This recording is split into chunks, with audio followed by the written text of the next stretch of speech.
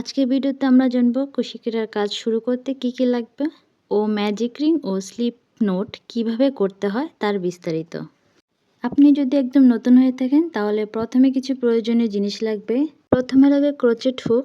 নতুনদের জন্য সবচেয়ে ভালো হুক হলো 3.0 mm হুক সাইজ।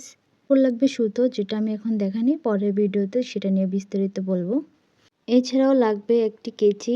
আপনারা চাইলে কেচি ব্যবহার করতে পারেন, বাট আমার এখানে পুরো হুক সেটের সাথে এই কেচিটা দেয়া আছে, আমি এটা ইউজ করি।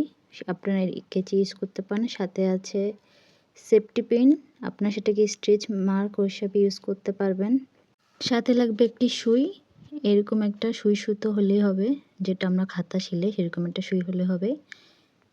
আমি যেহেতু এখানে পুরো একটা হুক সেট কিনে ফেলেছি, আপনারা শুধু 3.0 mm হুকটা কিনবেন, সেটা নতুনের জন্য একদম ভালো। প্রথমে সুতোটুকু পেঁচিয়ে একটি ক্রস লুপ তৈরি করে নেবেন। তো লুপটা তৈরি করার পর, যেহেতু আমরা এখানে থ্রিপ্লাই সুতোটা নিয়েছি, সেজন্য আমরা ইউজ করব 3.0 mm হুকটি। আমরা লুপটির নিচে সুতোটা নিয়ে হুকে পেঁচিয়ে এটাকে উপরের সুতোটাকে টেনে নিয়ে একটা চেন তৈরি করে নিব। আর এই যে দেখেন, এভাবে আমাদের হয়ে যাবে একটা ম্যাজিক রিং। আপনাদের বুঝতে সমস্যা হলে আবারও ভিডিওটা একটু জুম করে প্লিজ দেখে নেবেন। ম্যাজিক রিং চেনটা করার পর আমরা এই ম্যাজিক রিংয়ের গোল যে লুপটা তৈরি হলো, এটার ভিতর দিয়ে এখন কাজ শুরু করতে পারবো। আর এভাবে আমরা আরেকটা চেন তৈরি করে নিব। অনেকে মনে করবেন যে লুপটা অনেক বড়, কিন্তু আসলে এটাকে ছোট করা যায়। আমাদের যে বাকি ছোট ছোটটা আছে সেটাকে টেনে আমরা লুপটাকে ছোট বড় করতে পারবো।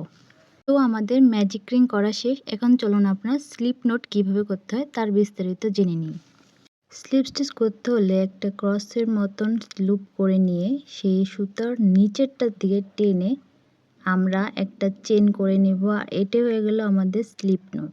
আর এই স্লিপটার নোটটাই কুশি কাটার সবচেয়ে, এইভাবে আমাদের তৈরি হয়ে যাবে একটা স্লিপ নোট। আর স্লিপ নোট হয়ে গেলে আপনারা চেন শুরু করে দিতে পারবেন। এইটার ভিতর দিয়ে এভাবে চেন করে নিতে পারবেন। আসলে কুশি কাটার কাজ হলো প্র্যাকটিস। যত প্র্যাকটিস করবেন ততই আপনি ভালোভাবে এগিয়ে যেতে পারবেন।